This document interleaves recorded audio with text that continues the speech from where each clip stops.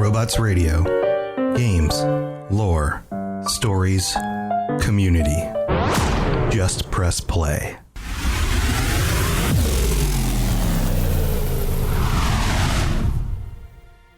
Welcome to the Fallout Lorecast, the podcast that explores the boundaries of our knowledge about the world of Fallout.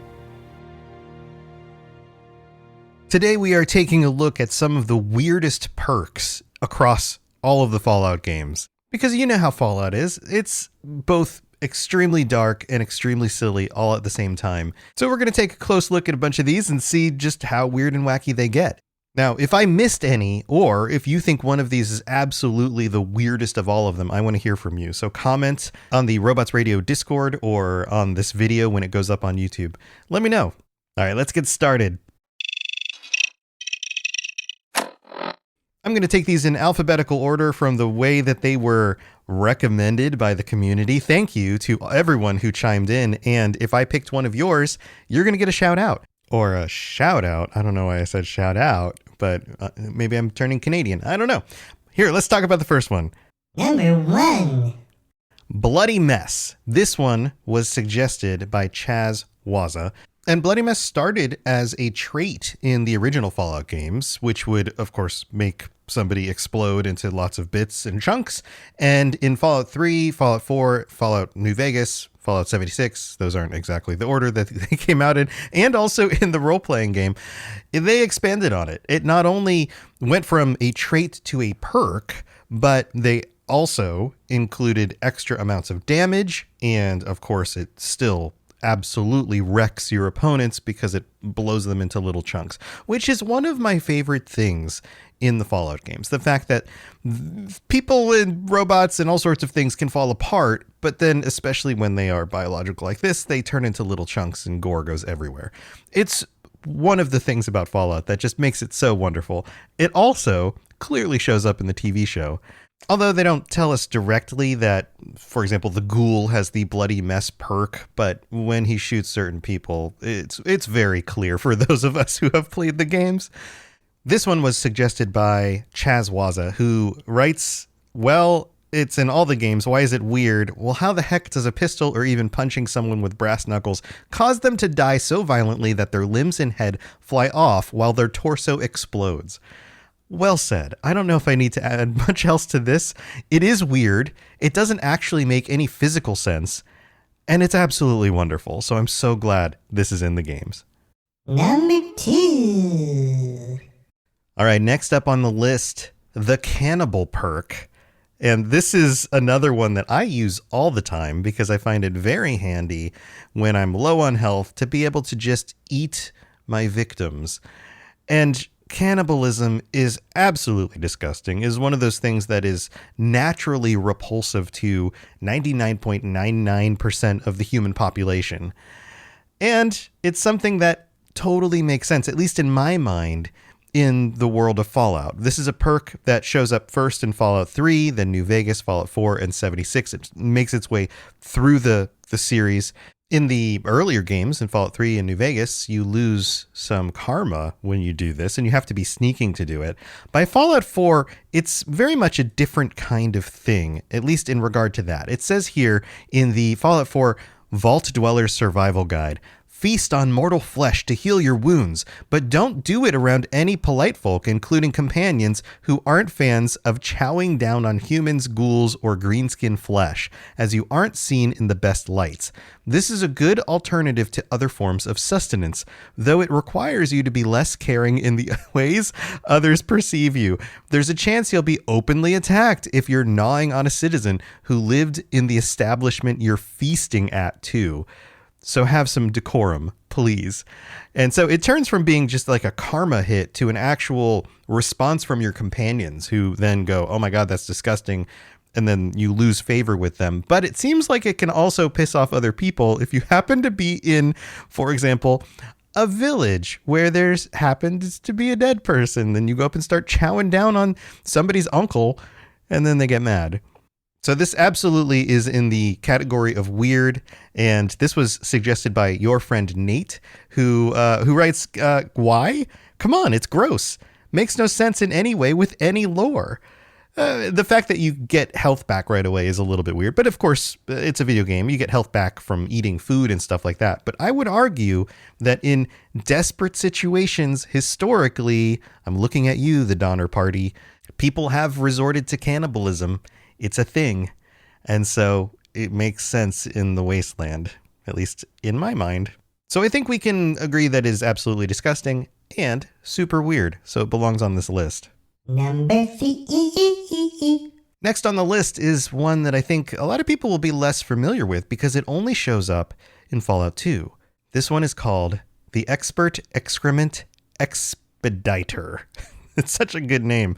And this is a special perk in Fallout 2. The description, the in-game description says, you can sling bull with the best of them. This can be gained from shoveling Brahmin dung for Bill in Broken Hills 5 times in a row. Remember old video games? It actually feels kind of like an MMO thing. You do a thing enough times and eventually you unlock something. Well, that's basically how it works. And if you don't have at least an intelligence of 4, you can only shovel the dung 1 time, which means you can't get this. So you have to be smart enough, and then you have to shovel manure, basically, and then you get this wonderful effect, plus 5% to your speech skill reputation loss in Broken Hills. So effectively, this is like a 5% speech bonus in Broken Hills. And it is super weird. Also, another weird thing about this is it was suggested by 2 different people. We have Hugar and Drunk Panda both suggesting this, and they both have some thoughts on this one. Hugar says, why it's the weirdest? In Fallout 2, you just fling feces and increase your speech. Never have I thought rationally that flinging one's poo will help with a conversation. Good point. And then Drunk Panda says, why is it weird? You sling bull with the best of them. You sure do. Shovel enough Brahmin, we'll say poo, for Mr. Bill in Broken Hills, and you can get 5% bonus to speech and a reputation hit, probably for smelling like a steaming pile of Brahmin poo. Who's to say? Yeah, I think we're all on the same page with that one. It is kind of weird that it's in there. I feel like this was just hey, this would be really funny if we just make this a thing, because Easter eggs, or, I mean, it's not really an Easter egg, it's just kind of a hidden perk. I mean, you wouldn't think to shovel the poo 5 times just to see if something happens, right? But you can, and this is what you get. And that's why this is one of the weirdest perks on the list. Number 4. So let's jump from Fallout 2 all the way up to Fallout 76 and talk about a legendary perk. Legendary perks were added to Fallout 76 with the One Wasteland update. They are these very, very nice bonuses you can get, and you can kind of grind away at them in order to unlock not only the original perks, but the upgrades. There's like multiple stars, all of that. And each of them is particularly important for certain types of builds in Fallout 76. This one, Far-Flung Fireworks, here's the effect. Enemies killed with a ranged weapon will have a chance to explode, damaging nearby enemies. So think of this as kind of an extension of the Bloody Mess perk. It's not that they explode into a bloody mess and do more damage to themselves. It's that they explode and then hit other things around them. So it becomes kind of an AoE effect. And as you upgrade the perk, you get more and more of a chance. It starts at 10% and goes all the way up to 20% chance to blow up anything that you kill with a ranged weapon. And it doesn't matter what kind of ranged weapon. This isn't just rockets or something like that. This is everything. I mean, you could shoot something with a pipe pistol and it could explode. This one was suggested by Rick Retro, who writes, basically, it's a perk where enemies have a small chance of exploding on death. It's honestly not too amazing gameplay-wise, but it's comedic to see something get blasted to oblivion when you hit it with a dinky pipe pistol. My brother and I were playing and we noticed a possum, which I shot as a joke. The joke doubled when it exploded and flew high into the air. So yeah, very similar to Bloody Mess, but a different effect. And these things just pop, which is a lot of fun. So if you want more explosions, go with Far-Flung Fireworks. Number 5. So next on the list, we have another perk from Fallout 76. And as you can imagine, in a game like Fallout 76, where you're playing with other people, you need to have some perks that benefit working as a group and doing things together. In fact, it would make sense to have perks that allow you to be not only more dangerous and do more damage, but to also tank more damage or to heal your friends. That's where friendly fire comes in. And friendly fire is one of those terms that goes way back. It has to do with accidentally shooting people on your own team and the irony of that fire not being friendly. Well, they take it another step because they make it very literal. This is both friendly and it has to do with fire. The way this works is that teammates hit by your flame weapons regen health briefly, but that does not include Molotovs. So you have to have, say, like the flamer weapon, and you have to run up and purposely cook your friends in order to regain their health. So it is friendly. It's less dangerous than the way we use the term actually for friendly fire, which means people get hurt.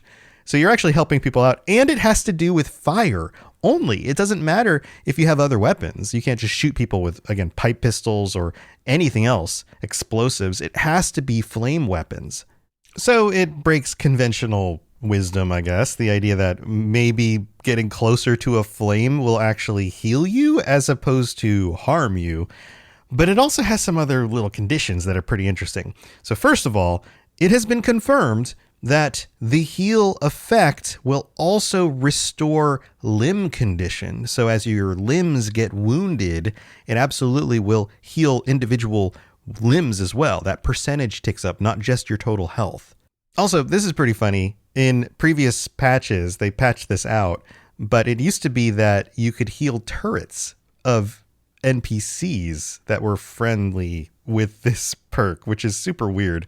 I mean, you're just cooking a turret and it just gets better. That's super strange, right? So this is a weird one. This one definitely fits on the list. This one came from Operative Grim, who suggested it and said, "Let me heal you with my flame werfer, or Flammenwerfer, that's the word. Let me cleanse your body with the purity of my fire." No, I'm good, Hans.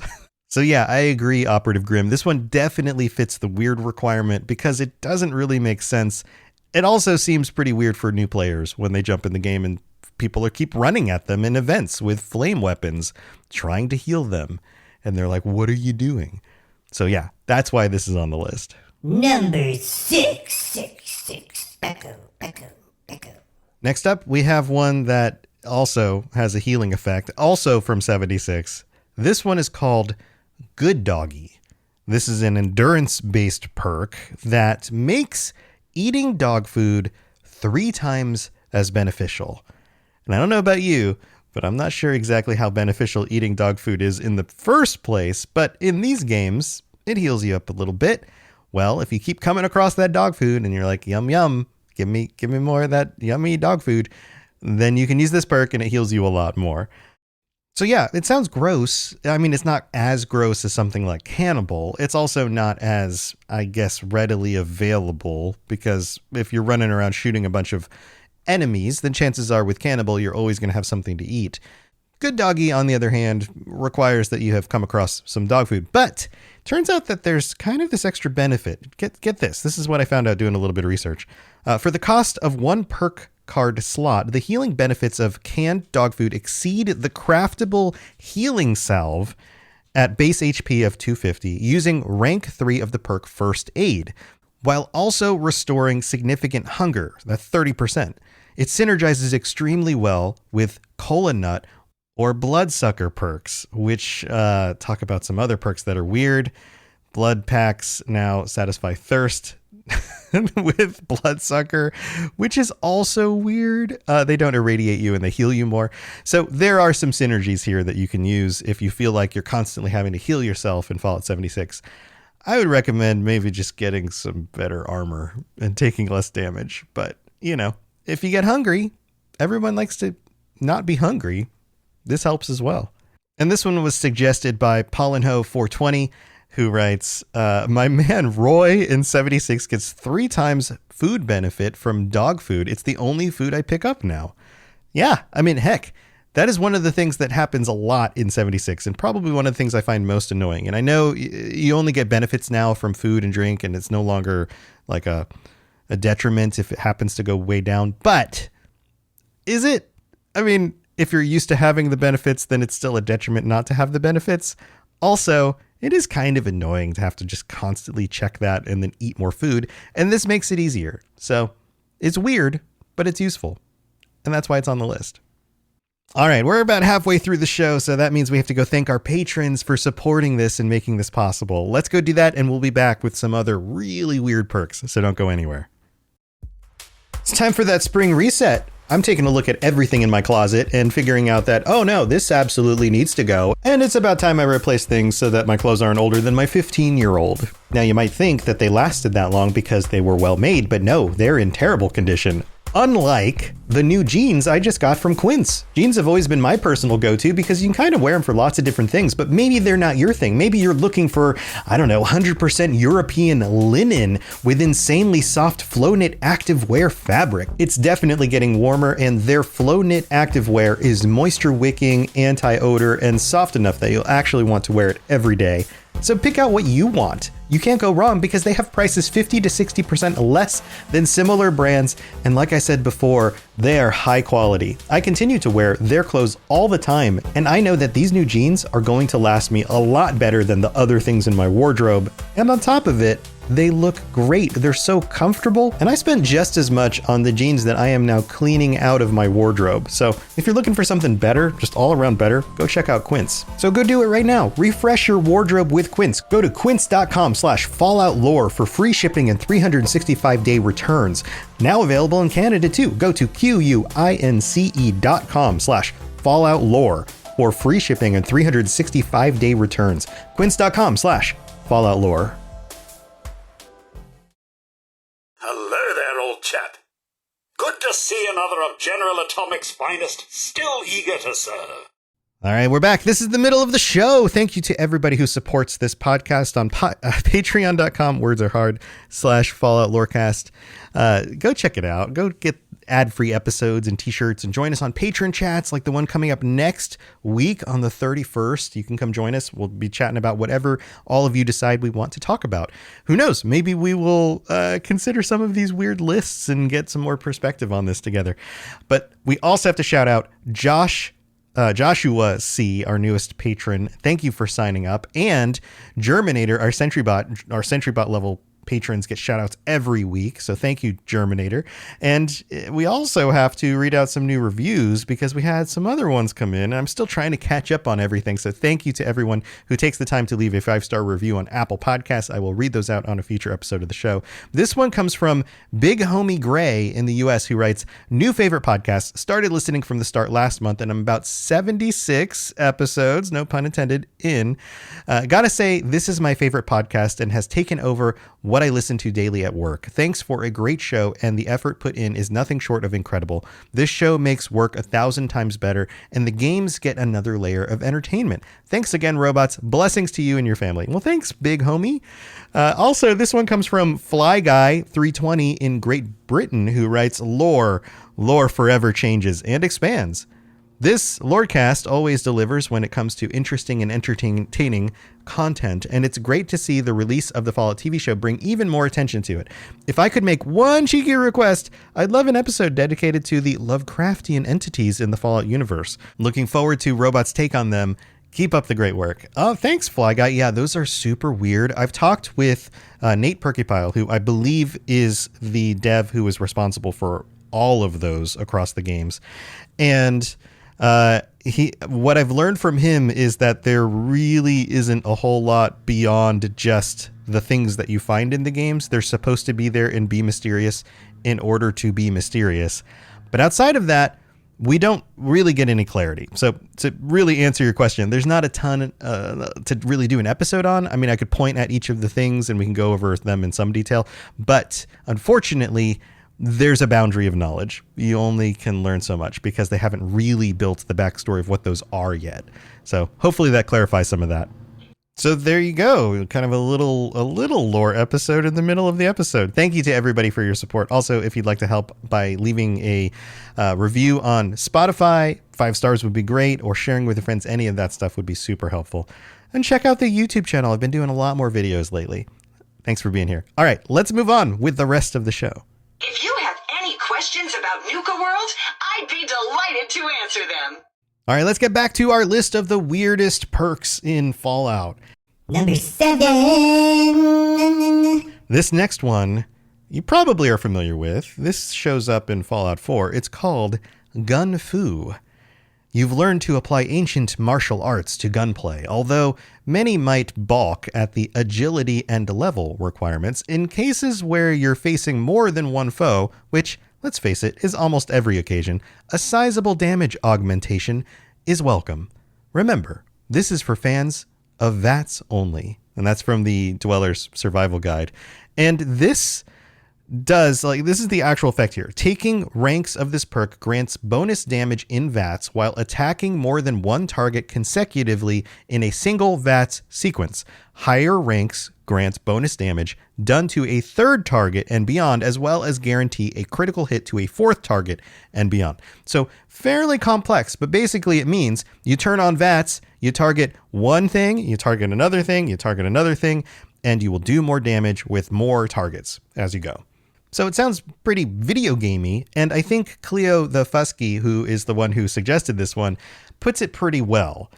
They say, why do you deal more damage on your second shot and beyond? Like, do you do 100 base damage for one hit, and your second shot, tier 1 of the perk, deals 125? You're still using the same gun. Doing more damage on the second shot and beyond makes no sense, and it's just weird. Yeah, it just doesn't actually make any sense. Why would you get more damage just because you shot someone else? Now, what could make sense is that you intimidate a second target and they're more likely to flee in terror because they saw you shoot the first guy and now you're shooting at them. But you're in VATS, so everything's slowed down, so they wouldn't really have time to react. So I guess that wouldn't make sense in a gameplay perspective. But it's a nice upgrade, right? Like a lot of times you're shooting multiple things. You've got a number of feral ghouls running at you or whatever. It would be really nice to be able to take them out faster, and that's what this helps with. But it still doesn't really make any actual sense. So that's why it's weird, and that's why it's on the list. Number 8. So we've had a significant discussion about blood so far, so why not continue that conversation with our next weirdest perk, hematophage. So this one only shows up in Fallout 3, and it absolutely has to do with blood. It says here in the in-game description, this perk allows you to regain health by consuming blood packs. Now that's not exactly clear. If you do consume a blood pack, you always get 1 health back. It's not particularly useful, but if you happen to have this perk, then the blood packs heal 20 points instead of 1, which is a significant upgrade. That's, what is that, 2,000% increase? I don't remember how math works, so yell at me if I'm wrong in the comments. But that's a big increase, and an extra 20 hit points when you really need it, say in the middle of combat, because you gotta take a pause from combat and just suck on a blood bag, sounds useful and also super disgusting. I mean, come on. It is really gross, right? But unlike some of the other perks, this one actually has a significant reason in game. You finish the Blood Ties quest in order to get this. And basically, you return to Vance and he shows you the ways of the vampire. So it follows along with the family and the vampire thing in Fallout 3 and allows you to be kind of like a vampire on your own. I'm not sure how actually just learning how to consume blood in order to gain more health out of it works. I don't think that's a realistic kind of thing, but it is a lot of fun from a fictitious kind of fantasy standpoint if you want to play a vampire in the wasteland. So that makes sense. But it is super weird and super gross, and that's why it's on this list. Number 9. In Shining Armor.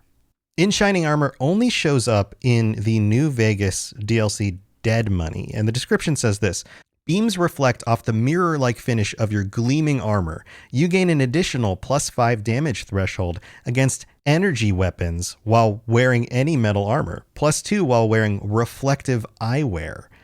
This is a cool concept, this idea that lasers and things can bounce off your shiny armor, which seems beneficial. I mean, heck, if you're getting shot at by a bunch of laser beams, then being able to bounce those back rather than take that damage makes a lot of sense.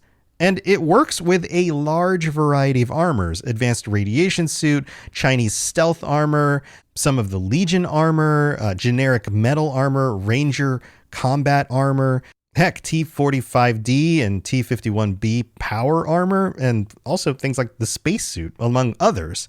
So it seems very beneficial, but there's a problem. And this isn't a problem with the description. This isn't a problem with the way the perk is set up. It's not like this perk is particularly weird. I mean, I would imagine if you had reflective enough armor that you could bounce energy weapon beams and things off of it, at least at some percentage. So that part kind of makes sense. But this was suggested by XX Calfire XX, who has a really interesting point about this.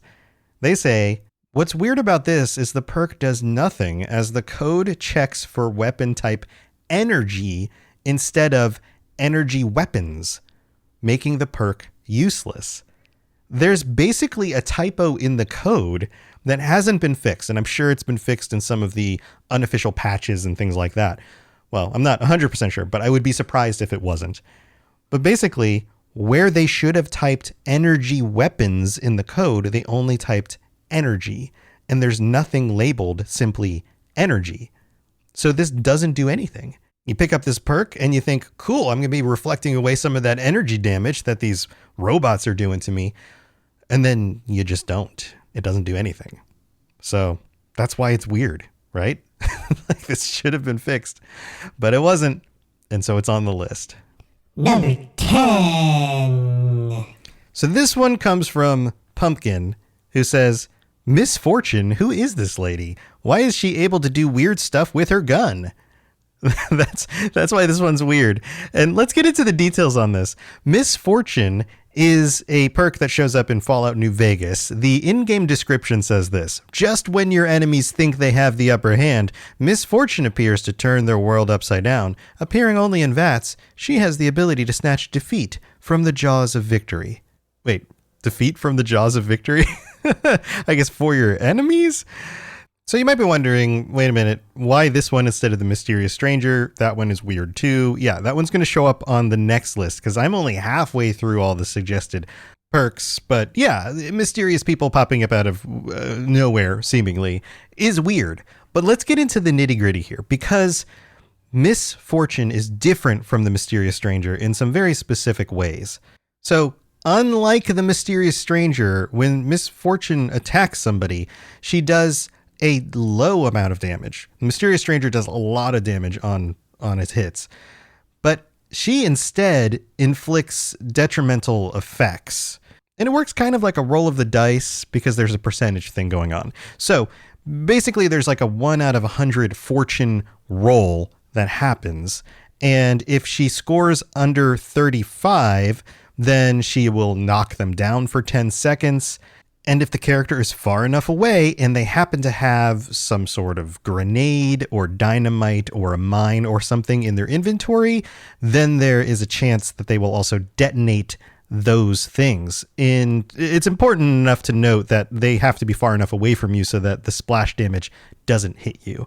So that's pretty crazy. Now, if the roll, this is kind of like the thirds of percentages, like the lowest third below 35 roughly, and then between 35 and 65, if the fortune score is in there, then any of the grenade explosives will detonate as well as certain weapons.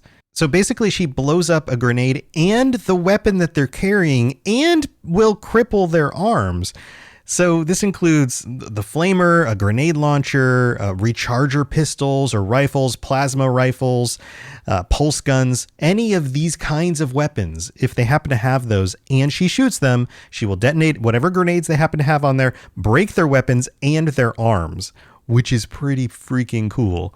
And if those weapons aren't on the character she's shooting at, she will still get a second chance to cripple a specific part of their body. It's kind of like another roll, and maybe they get a crippled arm or a crippled leg or torso or whatever. And then if the score is above 65, then there will only be a limb crippling effect. No explosions, no breaking of weapons or anything like that. So it is more varied and also, again, super weird. because how does she target these specific things in order to blow them up? I mean, I guess you could shoot at the gun they're holding, but the idea that like they have a grenade in their pocket and then she pops that as well somehow. And I don't think grenades can just be exploded by being shot, right? Like that's not how that works. But yet, this is a really cool thing. And something I would absolutely love to see show back up in the later games, or even the next entry in Fallout. That would be very cool. So thanks for this suggestion, Pumpkin, and that's why this is on our list. So that's 10, and that's going to wrap it up for this week. And I have enough to do another episode, so I'm excited because we only got like halfway through the alphabet, and there are definitely some perks out there that I know you're thinking, why didn't you bring that up? Well, I'll bring it up on a future episode. And what that also means is that you have time to chime in, comment, let me know about some other weird perks that should definitely be listed for whatever reason. And I'll consider them, and maybe they'll show up on a future list. So let me know your thoughts, and I will see you next time. Stay safe out there in that weird and wild and wacky wasteland. To plug into everything else we're doing, check out robotsradio.net. Reach out to me on Twitter at robots_radio.